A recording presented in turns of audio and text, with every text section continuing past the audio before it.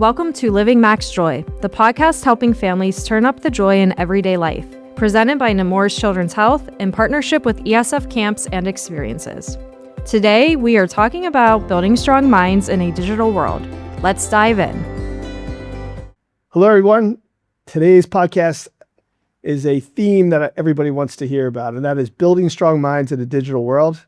My name is Michael Rouse, Executive Director of ESF Camps and Experiences. Really happy to have you with us today. Dr. Lian Liu, really proud to have you here. Thanks for joining us. Thank you. My name's Lian, and I'm a child psychologist at Nemours. I did my training at Lehigh, PhD, but did my undergrad at Michigan, Go Blue. You know, people follow. Congratulations, by Yes. the way. If anyone follows basketball, we're very proud. And I mostly work with teenagers, so this is a pretty big topic for the parents. I mean, it's important for the parents across the lifespan right now, but teenagers in particular, it's a thing for them and it's a struggle. So very excited to talk about it. Have been with Nemours for almost 3 years now, and I always loved working with kids. And as I've gone through my training, realized I was extremely passionate about teenagers. I just think they are the funnest age group, in my opinion, which is why I ended up focusing on teenagers over at Nemours, although we do provide services for younger children as well. So I've got 4 kids. I've got a 6-year-old, a 9-year-old, a 12-year-old, and our first 13-year-old now. And I know you and I were talking. Newly minted.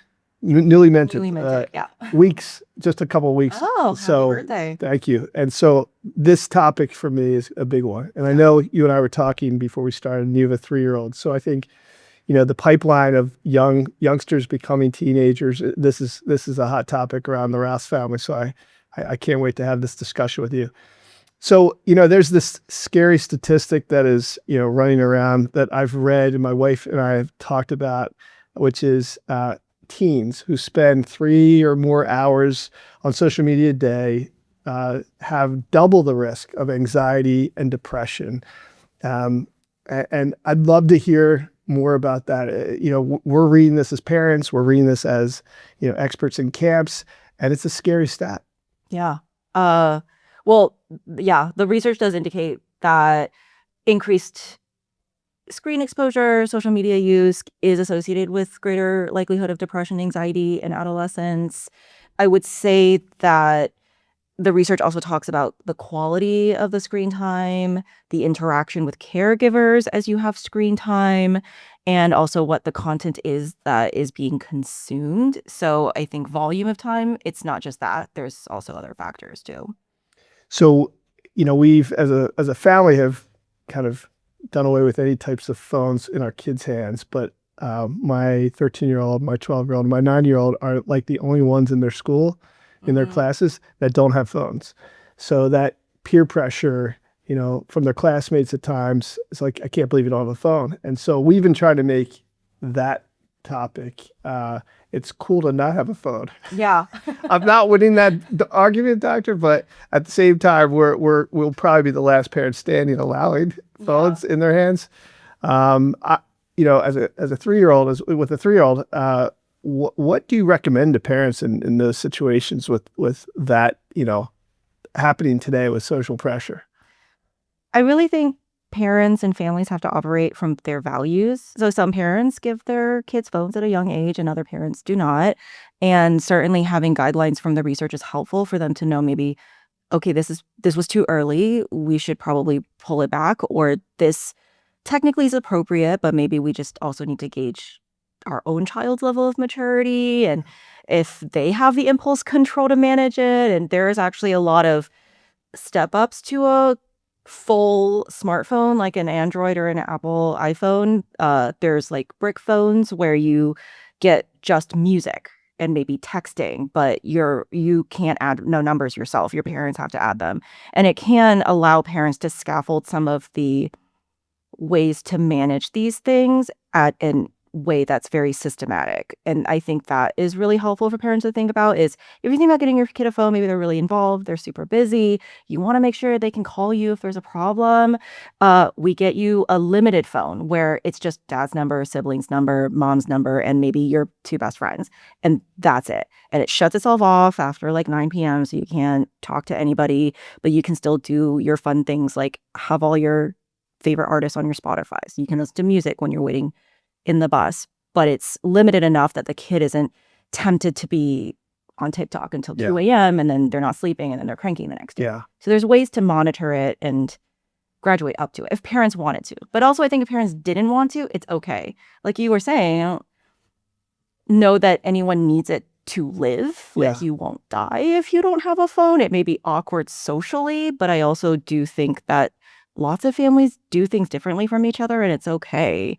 There's lots of different cultural differences between families that if you're my friend, then you'll understand and you're not going to like give me a hard time about it. Yeah. Yeah. Yeah. This is a big topic, obviously, in the press with these big tech firms and being sued due to suicide and due to a number of things that are happening right now. Would love for you to talk about this recent court ruling, and things are moving so fast when it comes to the Facebook and these different types of platforms. What do you think that recent court ruling is saying to parents? Is that the one where they have to pay money because it found that the content was negative and negatively influencing kids? Yes, and AI was kind of influencing, you could take your life this way, or just in general. I think that this particular court ruling was where there needs to be controls now in place. It's kind of the Wild West, and I think it's obviously putting children in harm's way. And I think the government now is pretty much trying to crack down. But I think it's really up to us as parents to do something as well, to really be mindful that big tech is not going to create parameters. I think it really starts at home. Is that correct? Yeah. I mean, their motivation is to make money, probably. Yeah. Whereas the motivations for other people might be very different. And so unless the government steps in and creates policies that limit or regulate how these things go in a lot of ways, without that, it is up to parents to figure out what makes sense. And I do think it's tough. I'm a millennial. Like we started getting phones and they were the flip phones. And then suddenly 6 years later, it was the smartphones. It just ramped up so quickly. I think a lot of parents now don't have the same kind of literacy or understanding of what even is out there compared to their teenage kids and even their younger kids, like 8, 9, 10. Some of the 10-year-olds I work with are on Discord, like, because they play video games and they play them with their friends. Yeah. And the parents don't always understand that. And it's not their fault. It's not like there's a class that you can easily just look up to learn about it. Right. So I think part of it is parents educating themselves on how do these platforms even operate? What does an algorithm do? And how does it feed similar videos and images to a child once they click on one thing? And if they click on one thing that's negative or potentially misinformation or unhelpful, how it then continues to feed more of those similar content to them. Yeah. And parents don't always understand that.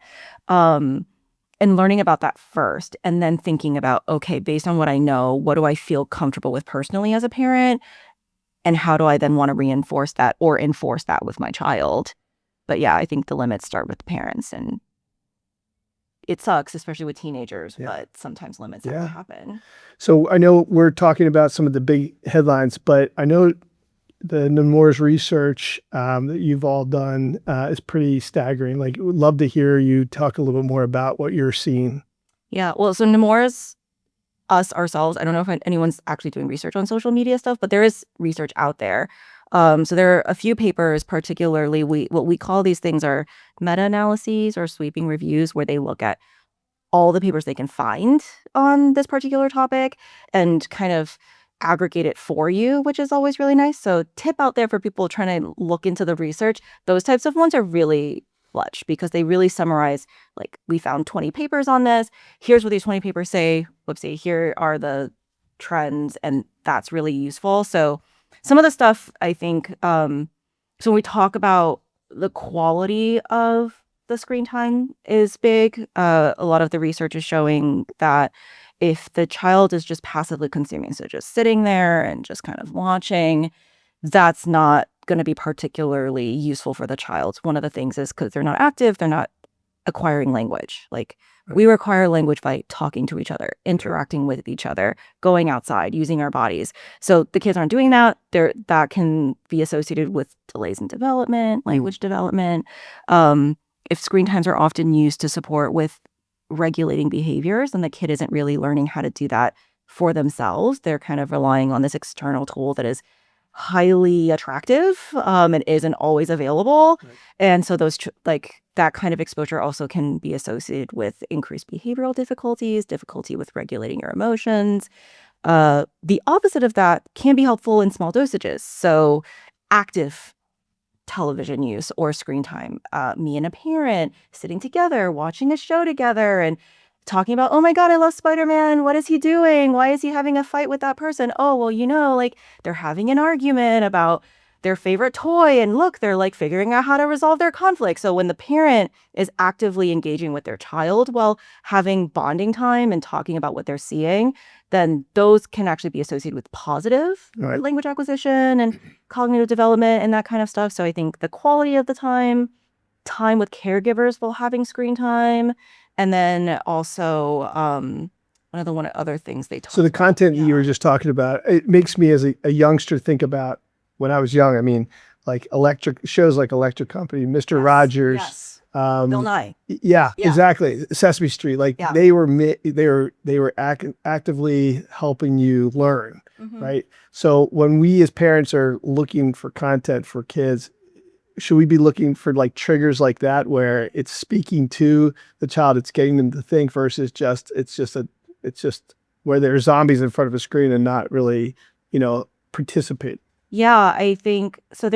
Some people have suggested showing kids content that just depicts real life conflicts or real life scenarios. So Bluey is actually a really great one because it's just kids, well, they're dogs, but they're child dogs, and they just have little sibling conflicts, or they get sad because they didn't get to get their favorite thing because the other sibling had it. It's very typical everyday life conflict. So those ones can be nice because kids are learning about real life scenarios. PBS Kids is really great. It has a ton of educational content. My daughter actually loves Super Why, which is this reading show, and it's been really she just really enjoys because they'll show you letters, and then the kid shouts out like, I see a P and an O, and they'll replace the words in there. So then the kids have to look, oh, poorly, that's the one that starts with a P. We should put in that word. And so they're actively learning and they feel like they've accomplished something and it is stimulating their brains. And usually they'll pause and be like, what letters do you see? And then the kid shouts something and then they go, that's right, that's a P. So content like PBS Kids, I think all of the platforms have some things that are good and then some things that are probably just entertainment, which is fine. Yeah. But maybe not for 3 hours. Sure. Yeah. Yeah. So my 13-year-old is we just got done basketball season. He's all about basketball. And, he's always been thinking about also with, what makes you a great basketball player. And so we were talking about that. Then I was saying how basketball can turn into lots of things. There's a lot of, besides being on the court as a pro, you can be in sports marketing or sports management, or you can be working with certain brands and things like that. So, we've been that's been the main topic lately. And we watched our first sports documentary on a sneaker company that went out of business.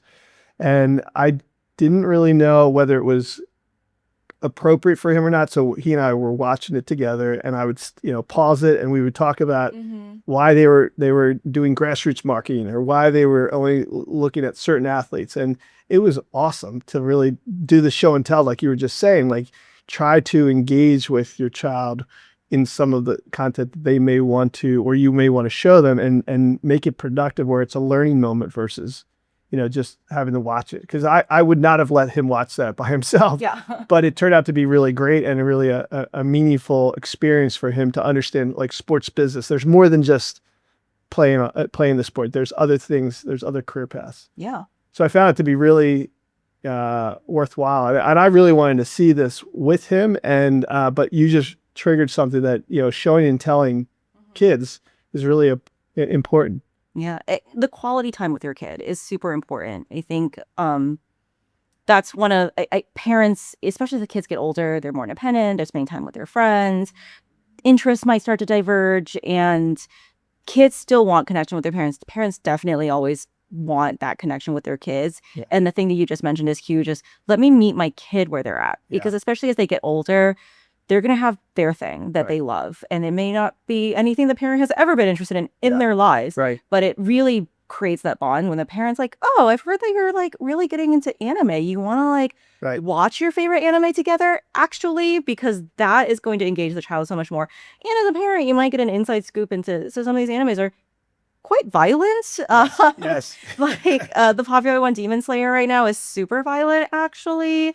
And so if you watch it with your kid, if they're old enough to a degree, again, every parent can have their own boundaries around these things. And I think it's important. And in my work, I'm always like, we want to respect what you feel is comfortable. And every parent has a different level. And some parents are like, go ahead, watch it, whatever. But if you watch it with your kid, then you can talk about the violence. You can say like, look, they're fighting. This is cool. We all understand that like it's a show. Right. But when you watch it with your kids, and kids know, because I think one of the fears previously was like, oh, the kids watch violent things and it makes them violent.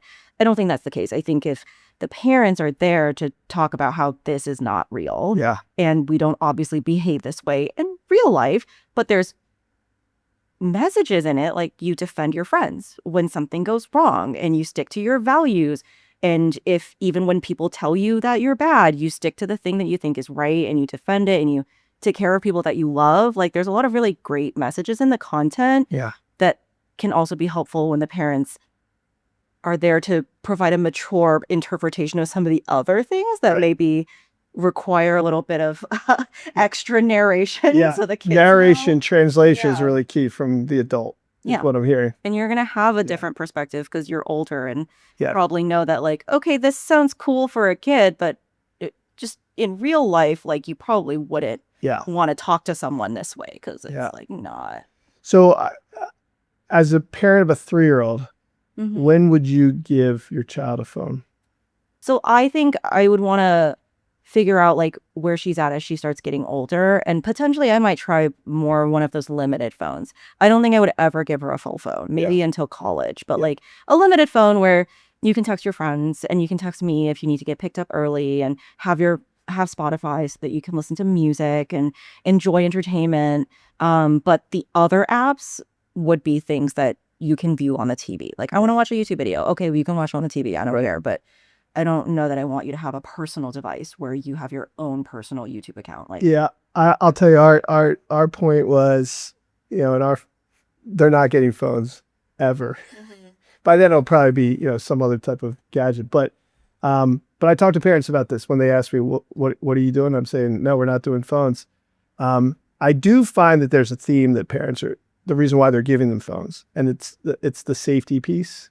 They want to know that they can check in with them. They want to know that they can, that they're okay, or that they can call them if they ever have an issue. And I always say to parents, there's alternatives. There's phone, there's watches, there's different things that you can do, walkie-talkies, there's whatever, there's things that you can do to work around that versus giving them access to the phone. And I feel like it's such a distractor. But I will say, since my kids are rarely ever, using a phone, they will get a permission from my wife or I to research something or to look something up when we're with them. And so, they know definitely how to get on the Spotify to get the next song, where they know how to Shazam a great song. So their little fingers know how to kind of navigate. Even my daughter with special needs, we're big fans of Nemours, who spend a lot of time at Nemours. She even knows how to swipe, when she doesn't like something that's just watching on YouTube. It's unbelievable. Right. So I think, I guess the question is tech the villain here? And with AI coming into the picture, and, are you and I thinking are we going in the right direction, or should we be coming up with a hybrid approach? I think it depends on the parent. I do think your kid needs to learn how to use technology because it's not going away and it's going to get increasingly advanced. And there are a lot of skills that people need to adapt to because workplaces are already starting to adopt them. And so if you don't know what it is and how to use it, then you may find yourself limited. For example, doing research. And do I know how to tell the difference between something that is a reliable resource and something that isn't reliable? And if I don't have media literacy, then how would I know that? And if I'm not interacting with any degree of media because I don't have any technology ever, I'm probably not learning that. And it comes up a lot at school. A lot of schools now are putting all the homework online. They're assigning all of the things digitally to be used digitally, to be completed digitally. Sometimes educators are even using certain tools like AI to at least double check work, like making sure that it isn't being written by somebody else, that the kid didn't use AI to write it. So everyone's using these tools. So it is important to know what they are, where the pitfalls are, where the potential benefits are, and helping your kid, especially as they get older and into high school and middle school, what ways these can be used and how they could use it, but with guidance. Yeah. Well, the funny thing is, my kids who are not as tech, gurus as probably the average kid, they know how to navigate. They know what AI is because, I'll show them certain things. But one of them has a teacher who they're learning Latin and the teacher doesn't speak Latin, but he's using AI to teach the class. That's so all the students, especially my son, is like, does that work right? Is that pretty funny, Dad? Why don't we all on AI? So it's interesting to see how children are interpreting how it's also being used. So, well, that's really interesting. I think, well, what made you get into psychology for youth? I'm interested to hear about that. I think I've always been really interested in psychology. So just understanding people and why they operate the way they do and why they think the way they do. So I've always been interested in that. And I always liked kids. So I thought, okay, I would probably maybe want to do this. And it was a relief because then when I did my first practicum, which is like kind of internship while you're in school with kids, I in fact enjoyed it. I don't know if you ever had that moment where you're like, I think I would like this. And then you do it and you go, oh my God, I actually don't like this. My whole life has changed. I'm going to have to reevaluate my life. That did not happen. Thank goodness. I did some stuff and was like, okay, I do love working with kids. And I found that teenagers was the age group that I enjoyed the most. And I think adolescence is a really cool time because they're developing their frontal lobe to the point where they're starting to understand higher level concepts and they're starting to think a lot about who am I and what do I want to do with my life and how am I separate from my parents, my community, maybe my church and my friends and my teachers. And it's a really exciting time to be a part of that and support in whatever journey they're on, whatever that looks like, and supporting families if whatever the teenager is doing is confusing and potentially scary, to help get everybody to where they want to go. And it's such an interesting time to be part of that because they're in this like really big transition phase, physically, developmentally, as well as socially. Yeah, that's awesome.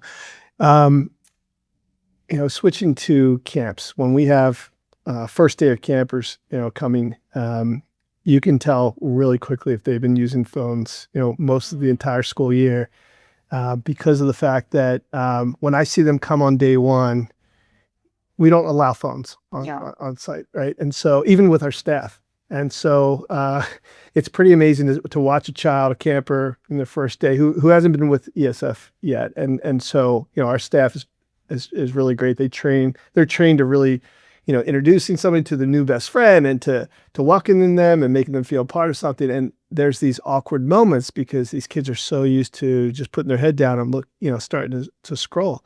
And so, day one is generally that awkward moment. Day 14 is a different story. It's like a new day where they have not, been using their phones for over 2 weeks. And it's just like been amazing because now they're like laughing, they're having fun, they're versus the reservation, being reserved and quiet and kind of non-committal and not looking people in the eyes. By day 14, it's so awesome to see. And I'm just curious, are you seeing research out there that's like speaking to that when kids go, technology free for a certain amount of time. Are you seeing any type of interesting stats?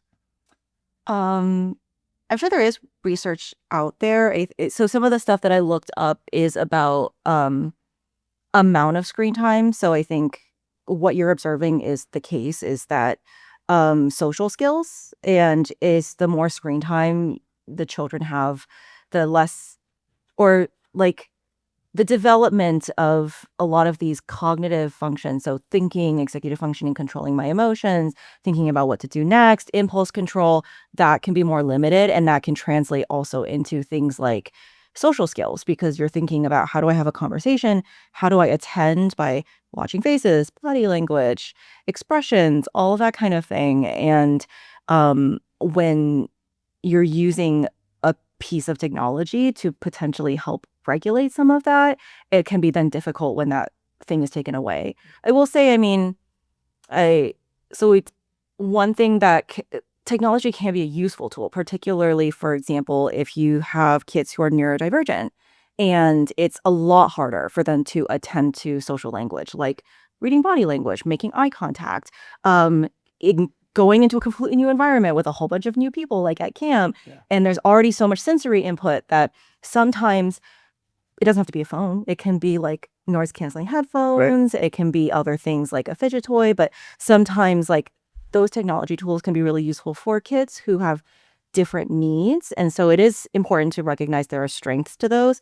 But again, like the common thread is, how do we use it appropriately, judiciously? How do we still continue to support in the development of things like socialization and being able to cope with a new environment without relying on something like a phone or an iPad? Yeah. But that still is affirming of whatever diversity of needs kids have. And that can still fold into something like a camp that doesn't want phones. I actually used to work for a summer camp for teenagers. Oh, yeah? Yeah. And we had the same thing where we were like, no phones. You keep them in the dorm. And they were just, and this is pre-COVID, and they were still like, what are you talking about? I what am I love supposed to do with these people? I mean, so you can relate to this. I love talking about camp to parents when they're thinking about, I wonder if camp is for my child. I mean, it is so the right time for all kids, in my opinion, because, kids can get bored really quickly if social media is not in their hands. Mm-hmm. And then obviously there's that unstructured play piece of having structure and having something choreographed for them, and to watch them light up, to do those types of activities is always awesome. The face-to-face kind of discussion, socialization, but also struggle, like hey, you kind of looked at me the wrong way. Why? Like, being able to like communicate. I didn't mean that. Sorry about that. Like, versus them like harping on it if it was from a social media kind of post.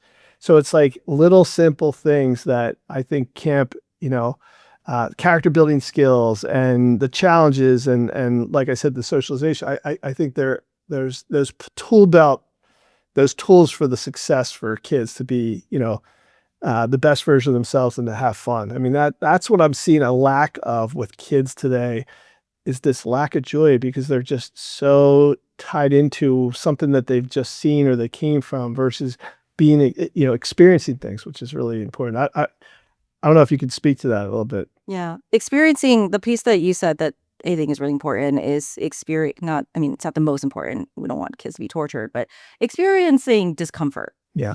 That's huge. And even I think there may be studies with adults as well, is just the length of videos now, and like the amount of time people do actually have to sit in between stuff is so much shortened that just attention span and tolerance for discomfort or tolerance for inconvenience, everything is so fast. And so being able to just say, I'm bored, and how do I just deal with being bored for a little bit, is important. Going, I had a really weird interaction with this person. I don't really know what to do. And I can't just sort of go, well, whatever, I'll just close my phone and I'll never have to think about it again, is different than, I'm going to see that kid at camp tomorrow and I don't really know what to do. Yeah. And how do I be able to just accept the discomfort? Because sometimes, as adults, we know sometimes things are just weird and it never gets resolved. And I don't know why, but it's okay. It's okay. Most of the time it doesn't end in anything horrible, But if we don't ever challenge our kids to experience that and that degree of discomfort and unpredictability, then it makes it really hard for them to develop those skills to apply to much more higher stake situations as they get older. Do you think parents are part of the problem when it comes to their own anxiety about technology? Are we making it worse? Yeah. I mean, the word problem feels so like judgy. But it can be a challenge. I think we can get in our own way, myself included, where I'm like, I don't know what this stuff is. It's none of the kids shows out right now or any of the kids shows I watched as a kid. And so I think maybe not a problem, but just being more self-aware for sure and not getting in your own way. Yeah. And so that failure piece, it's with adults too. Like, I don't want to be a bad parent, so I have to be perfect. I'm like, no one's gonna be perfect. I'm not gonna be perfect. I'm a child psychologist. I'm not gonna be a perfect parent. The other day, I like almost lost it on my kid because we were in the hospital and she started running away from me. I was like, what are we doing? So I'm a human being. We're all human beings. No human being, even a person whose entire job it is to like be emotionally aware of children. Yeah. If you live with children, you're not going to be perfect all the time. So being willing to be imperfect, but recognizing where you have areas of strength. Yeah. Like, I'm really patient. I really listen to my kid really well. And areas of weakness or growth where like, yeah, I do get anxiety a lot about if my kid is distressed and I want to like fix it immediately. So then they're not getting to learn how to be uncomfortable because I'm not letting them be uncomfortable. Right. They call that a snowplow parent. Yeah. Or like I also struggle maybe with depression, or I care a lot about what other people think, and that's okay. That's very common. It's very normal. I think if you didn't care anything at all ever, that's probably not awesome either. But being aware of where your limitations are, working on that, and then also being open to understanding how your kid differs from me. Like, if your kid is a really emotionally sensitive kid and you're someone who maybe struggles with that, because nothing ever really made a big deal to me. Actually, I'm not an anxious person at all, but my kid is actually highly anxious. Yeah. I don't understand it. It's not something I've ever experienced. I don't know what to do. That can also be a challenge because you're like, I don't think I've ever really experienced significant anxiety, and my kid is really anxious and sensitive to everything. And maybe I need to use this tool to like make it better. And maybe that's actually not the solution. And so being aware of that stuff is really helpful.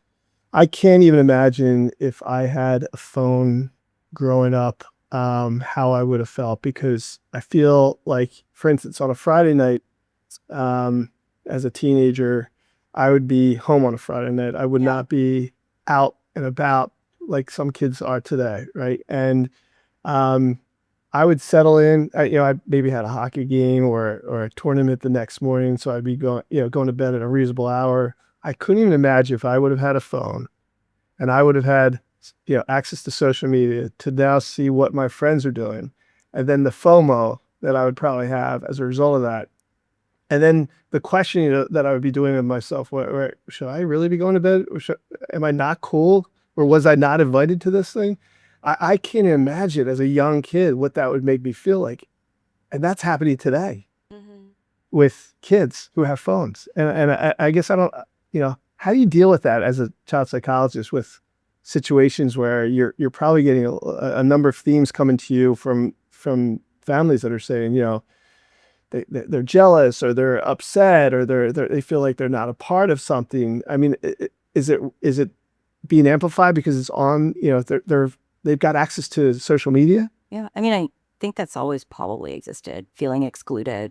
As friend groups get older, they grow apart, and it's not like kids are the best at communicating, because that's a skill that has to be learned, and you probably learn that from the other adults in your life. But this is a great example of how is my anxiety interpreting whatever's happening with my kid, because I do think all of the stuff you described is extremely normal and probably has happened all the time. But it is, in fact, probably amplified by the fact that I can now track my friends and see in real time, like, well, they went to the movies and I asked them what they were doing this weekend and they said nothing. And now they're at the movies. Yeah. Like, do they hate me? What did I do something wrong? What did I do to make them mad? And that definitely comes up in therapy. And then I think the thing to work on is, again, how do I learn to tolerate that discomfort without immediately folding?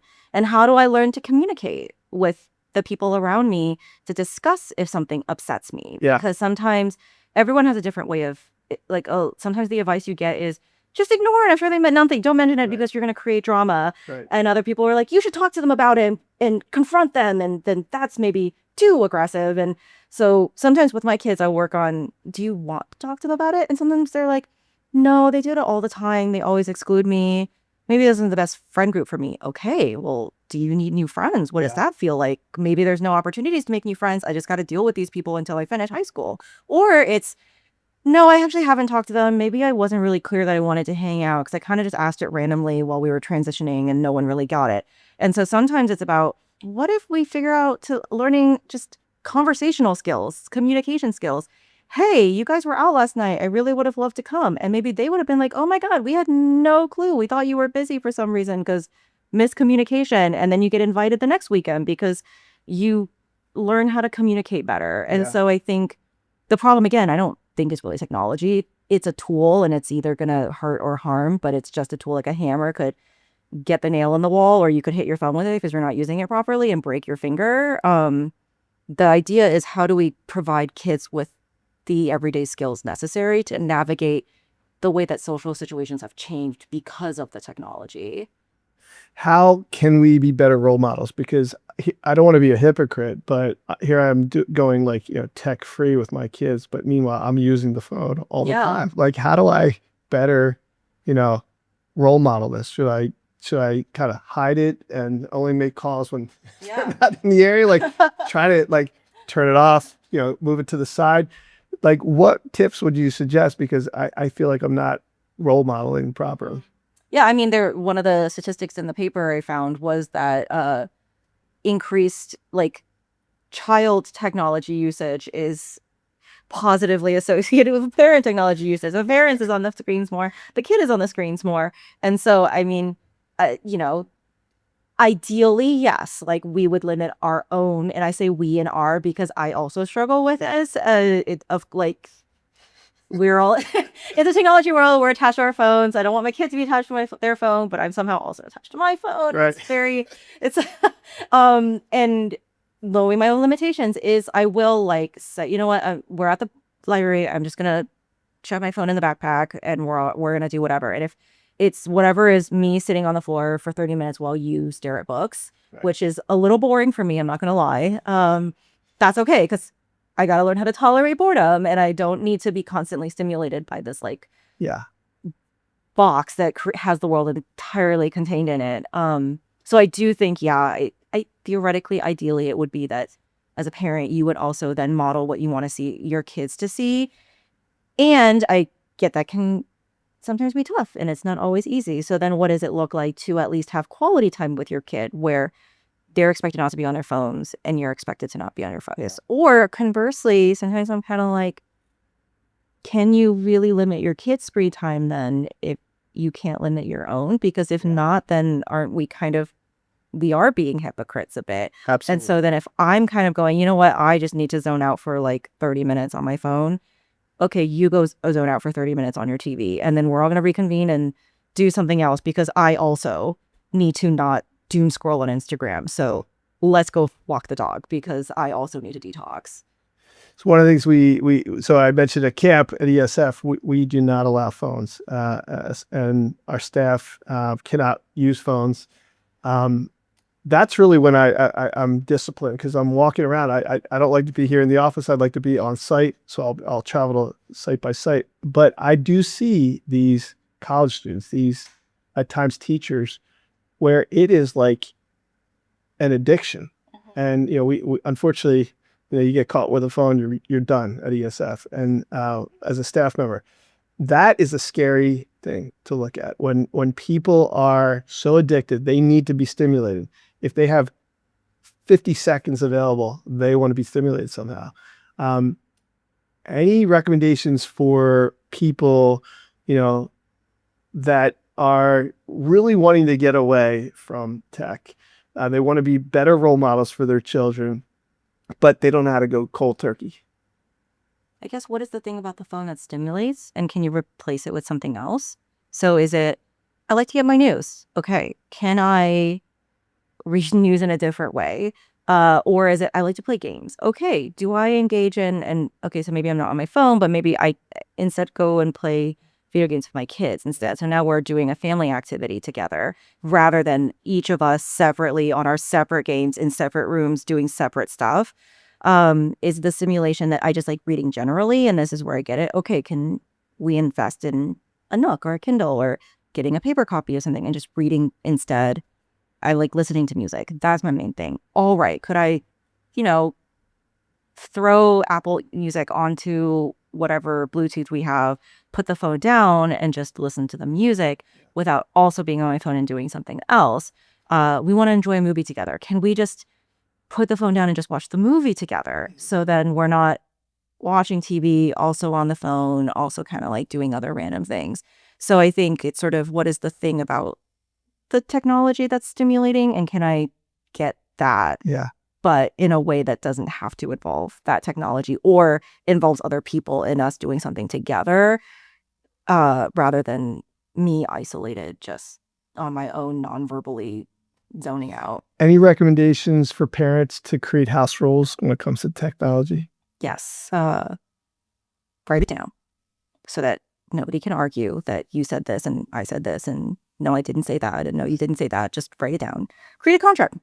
Get fun with it, right? Like, we're going to make a contract. We're going to get it, like, notarized, whatever. Like, have fun with it, but write it down. I always tell parents to, like, do not verbally agree to things because your memory's not accurate. Their memories aren't accurate. No one is trying to lie or manipulate. Genuinely, like, you're not going to remember the thing that you said a week ago. Right, so you're creating the declaration of house rules. Exactly. Okay. No, legitimately. Right. Like, and then be consistent. I think it's important to, one, create reasonable consequences that make sense. So, for example, like, if you lie to me about where you are going, then maybe the consequence is something like, I don't trust you to go out with your friends for a week. It wouldn't be you're grounded for the year. Like, that would be disproportionate. Right. Or if, you have an older teen who has a car and they weren't responsible with their car, like, yeah, I told you I was just going to go straight home, but instead I decided to go to the mall with my friends, and the mall goes on the highway to, like, the Christiana Mall, and you had said that for a rule, at least, I don't want you on the highway without me there. Then maybe it's like, we don't do cars for a week or 2 weeks until I feel like, I can trust you again, or next time, like, whatever, right? So with the phone, the same thing is, if you say, do really well this quarter, or like if you turn in all your homework every day for like a week, or every day that you turn in your homework fully, you get 10 extra minutes of phone time or whatever it is. And they can make a bank, like, so you can sort of, we put money in the bank, the money is whatever, like homework, chores, whatever it is.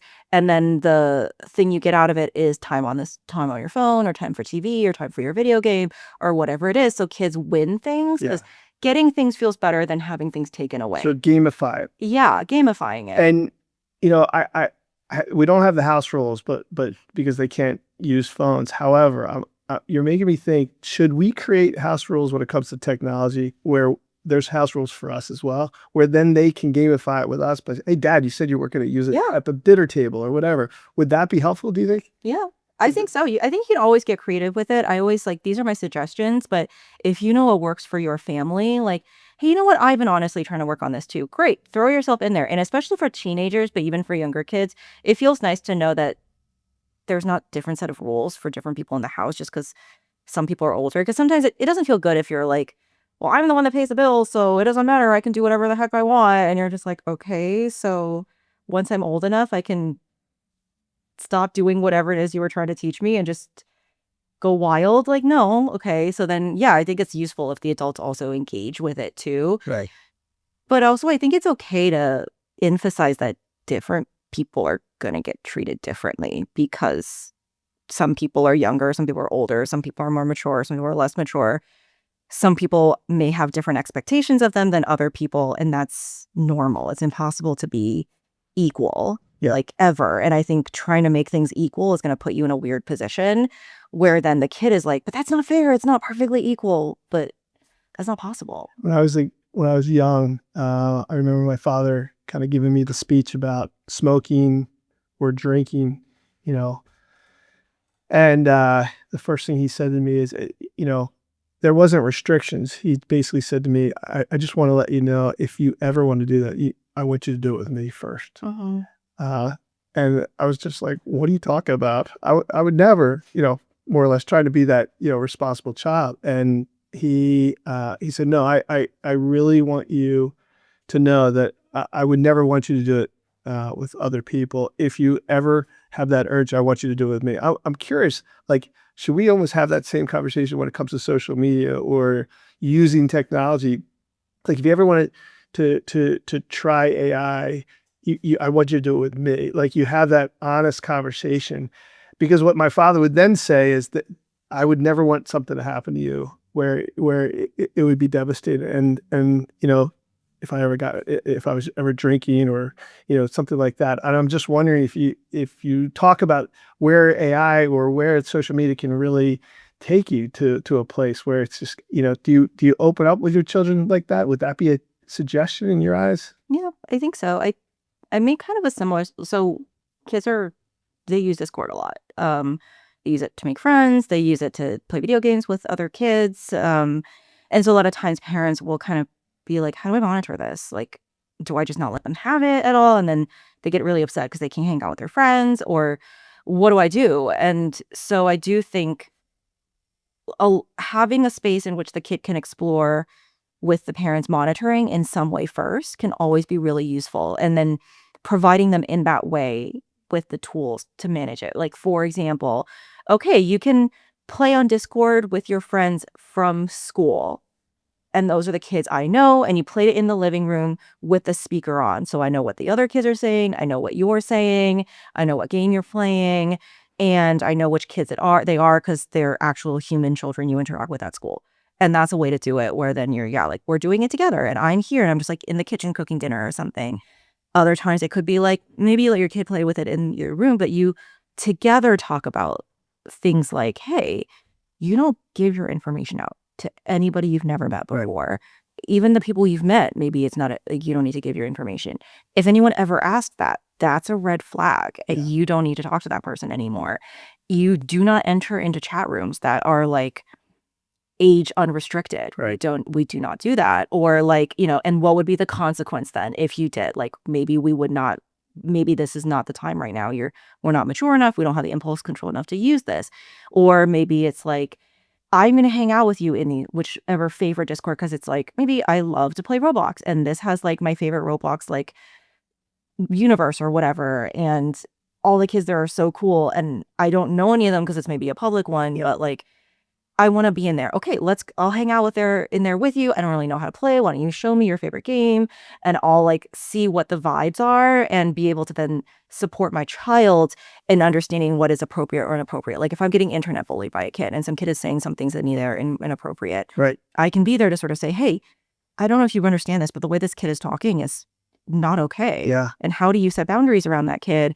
Like, do I report them to the admin so they get kicked out of the group because they're breaking group rules anyway? Or do I block that kid because they're not being appropriate? Or do I say something back to them to like correct their behavior?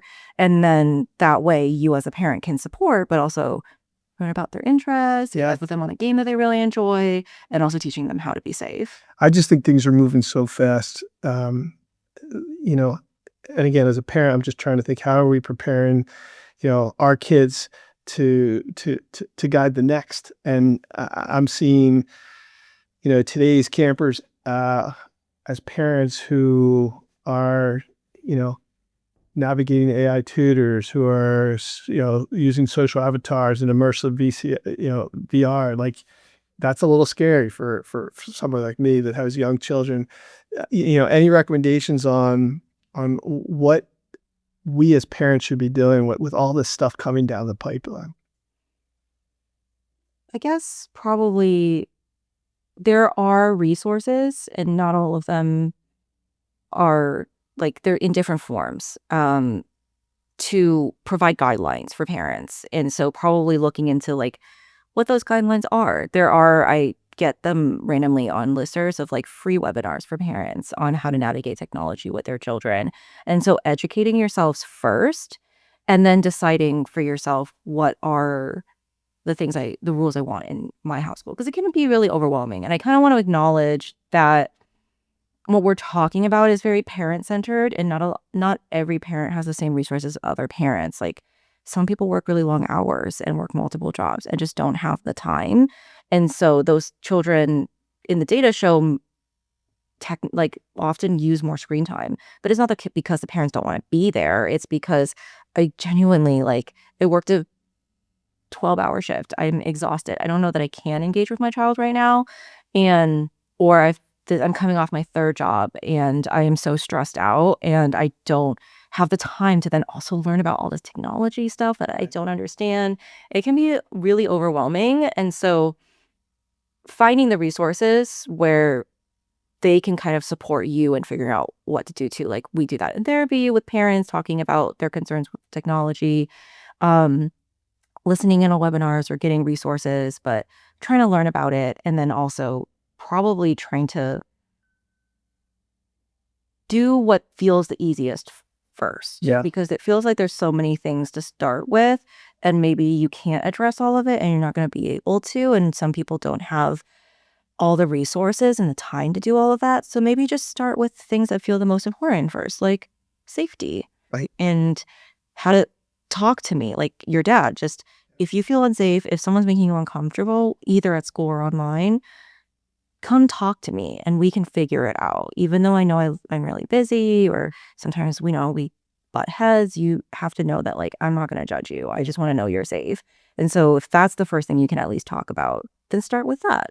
Or maybe some parents, what their value is I just at least want them to know that, they need to get whatever they need to get done first. Like, school is most important. Okay, then maybe you at least start with that. Like, how do I teach my kid impulse control when it comes to not being on the phone so much? And so you don't have to do all of it at once. Maybe just start with the thing that feels the most important right now, and then go with that first. So raising kids in this AI, world right now, it's unbelievable how fast things are moving, how teachers are using it to teach classes now, as I mentioned. What do you recommend as parents watching from the sidelines, where, in some cases our kids know a little more than we do, based on what their friends are teaching them or what they're learning or what they're doing?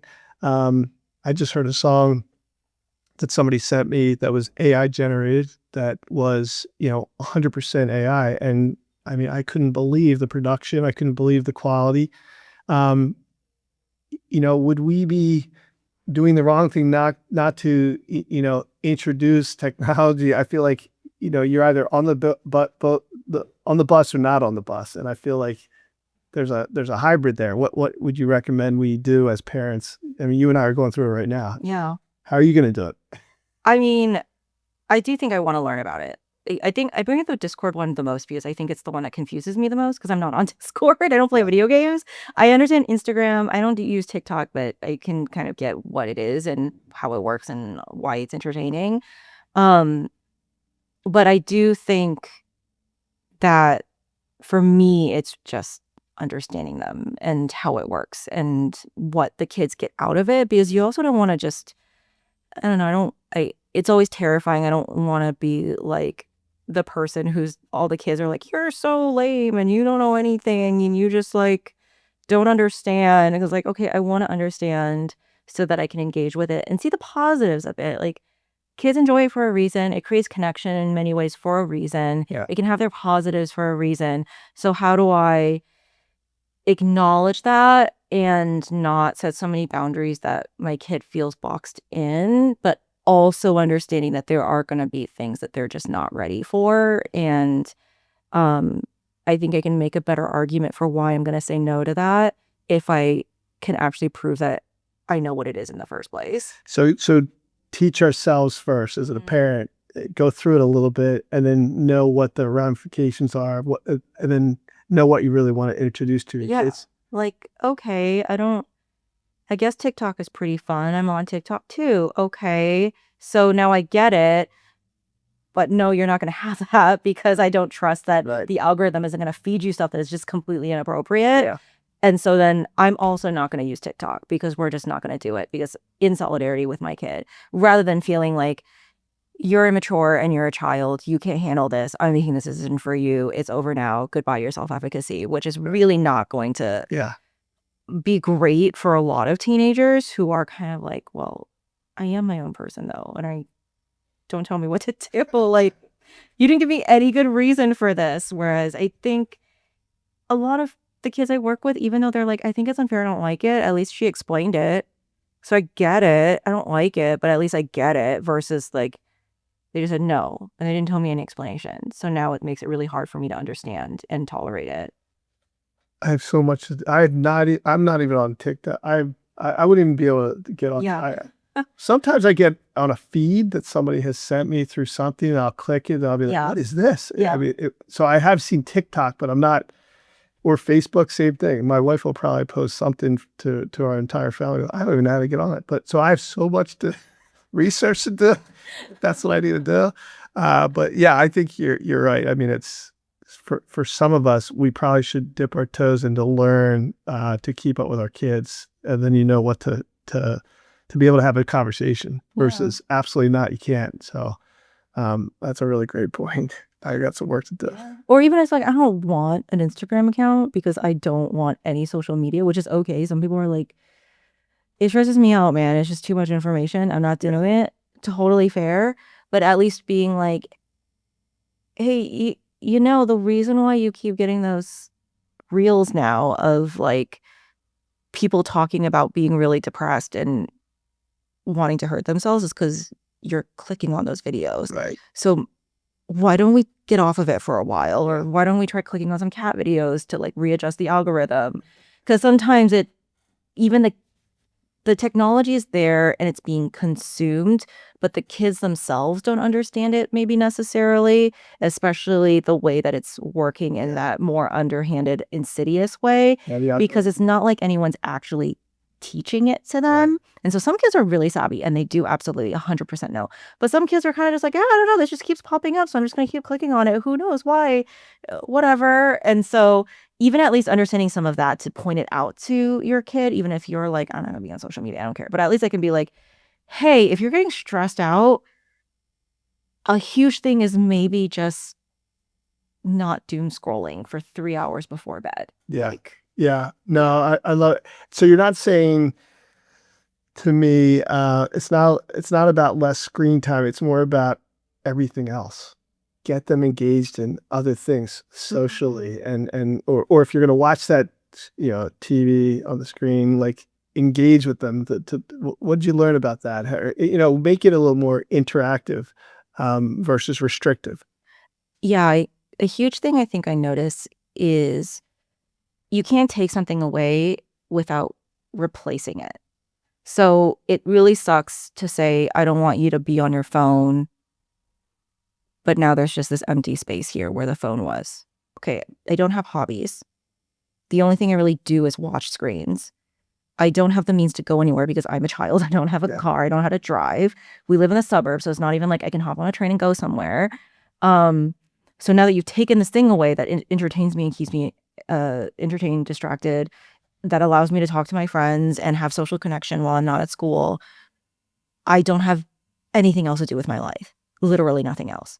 So if you're going to do that, I think, which is okay, 100% okay. I don't know that I want my kid to like be on screens really, but I want to foster other hobbies, interests, passions. And again, this is talking about resources. Like some families have more resources to put their kids into lessons and other families don't.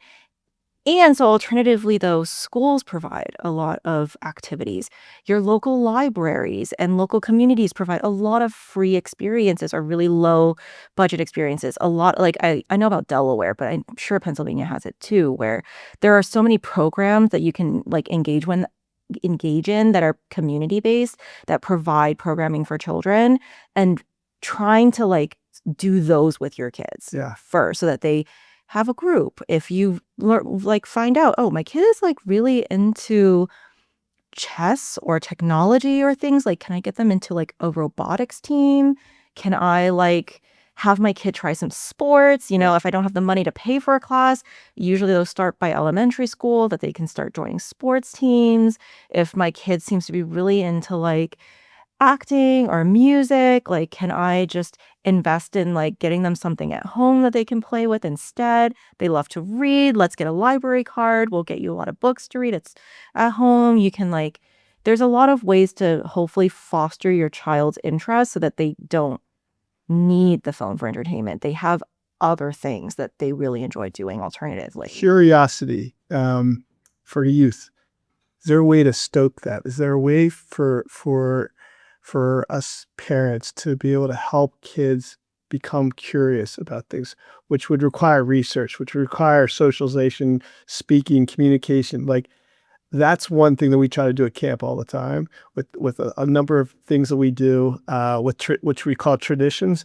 And I'm just curious, as an expert in this, how do you create that curiosity muscle in kids? Opportunity. And so camp is a great opportunity because it's probably encouraging them to try a lot of new experiences. Yeah.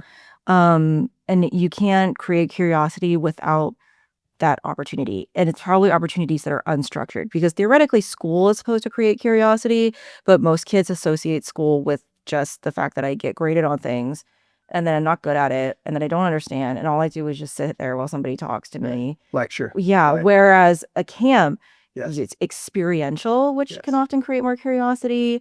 I think a huge piece again is that not being afraid to make mistakes or look stupid. So sometimes curiosity gets stifled because we're afraid to look dumb by trying a new thing and not being particularly good at it. Yeah.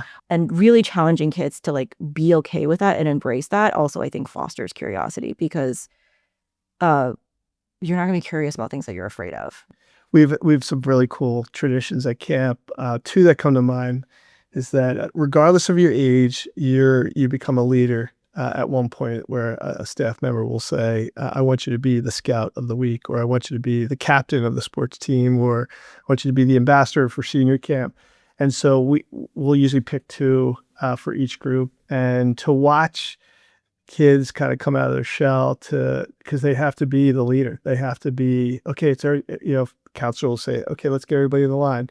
And to see kids kind of start to say, well, I think we have to go, I'll get in line. Like by day one, it's like that. But by day 5, it's like, okay, we're getting in the line. Let's go. Like, it's pretty cool to watch. But what this other tradition we have is called the gratitude rock. And we give it, one group gets this rock. It's just a rock, by the way. Okay. And the rock is grouchy. It's just a rock. And the rock is used to catch somebody doing something great and where you're grateful for something that they did for you. But you can't give it to your new best friend or your best friend. You have to give it to someone at the end of the day that you saw do something for someone without them letting them know. By the end of the day, you give it to them. And so in this case, I would have said, hey, Dr. Liu, I just want to give you the rock because I saw that when we walked in, you held the door for all of us before you walked in. It wasn't an immediate gratification. It was at the very end that I kept that in my head to say, and that's why I'm giving you the gratitude rock. And then the next day, it would be your turn to give that gratitude rock. So it's such a cool tradition. And I feel like that creates curiosity, that creates, communication, socialization, all the things, I think that's great too, because you're recognizing things that aren't achievement based. Right. Which is super important. I mean, it's important to really encourage children in their things that they're good at and really celebrate the stuff that we can do well. But not every kid is going to have the same talents in the same areas that are maybe traditionally prized in our society.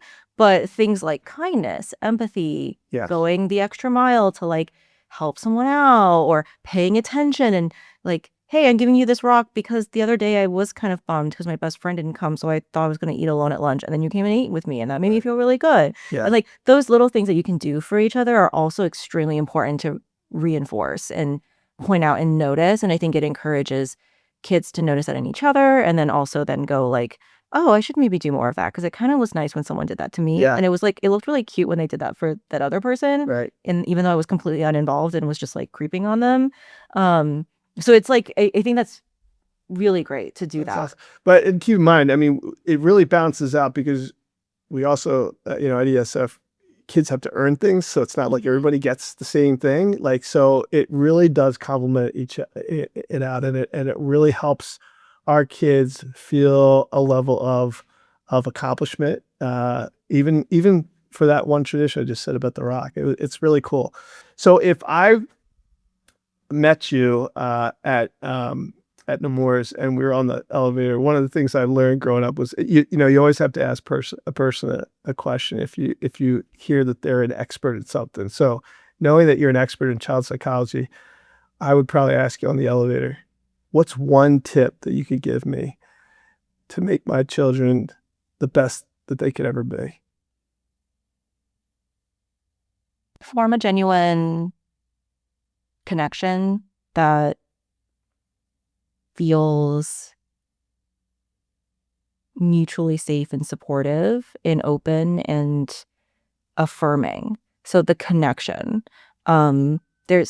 A big theory in child development and psychology is attachment theory, which I think most people have talked about. I think it's become big in pop psychology culture. It's like, what's your attachment style? Are you secure or insecure? Yeah. So I think a lot of people are familiar with it, but that core relationship that a child has with their caregiver, and it's a parent, it's a grandparent, it could be whoever, but having that secure attachment with your parent is one of the biggest predictors of mental health moving forward. And that doesn't mean, again, that you're perfect ever, because sometimes you're going to fight with each other. Right. Especially though they're together, you're probably going to have more fights with them. Sorry, but it's probably going to happen. It's not about being perfect. It's about knowing that my child is confident that my parent sees me as a human being and respects me in the way that I am as a person and not as a reflection of them.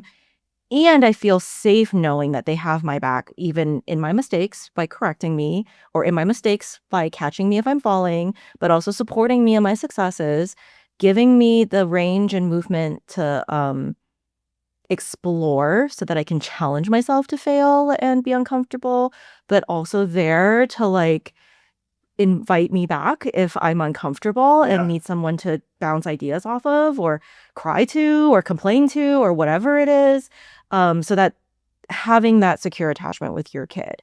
And part of that is probably feeling secure yourself. So if there's a lot of hangups of like, am I a good parent?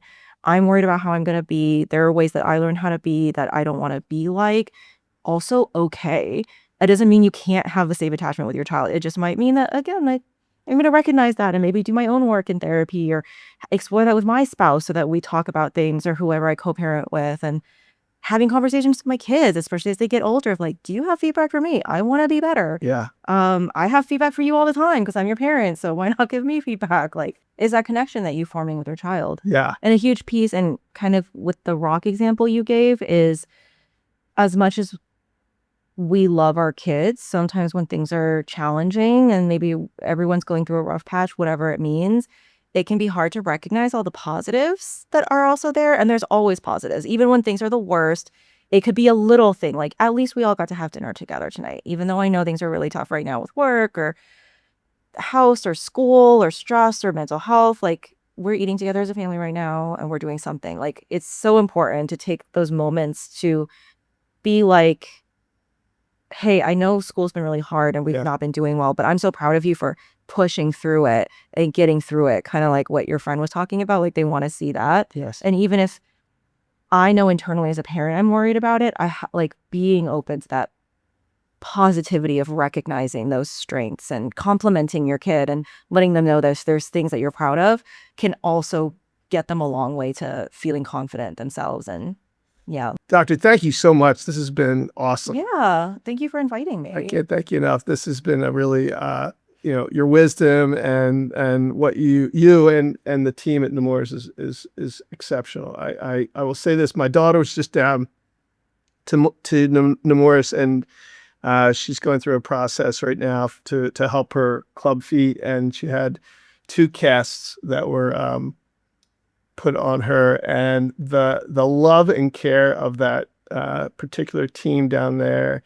Everybody signed her casts. I mean, they're pink casts. I mean, she, even though it's not fun to have 2 casts on, they made her feel so special, and it's such an incredible place. Thank you for joining us today for this special podcast, and we look forward to other great discussions like this in the future. Thanks again, Doctor. Thank you. Take care. You too.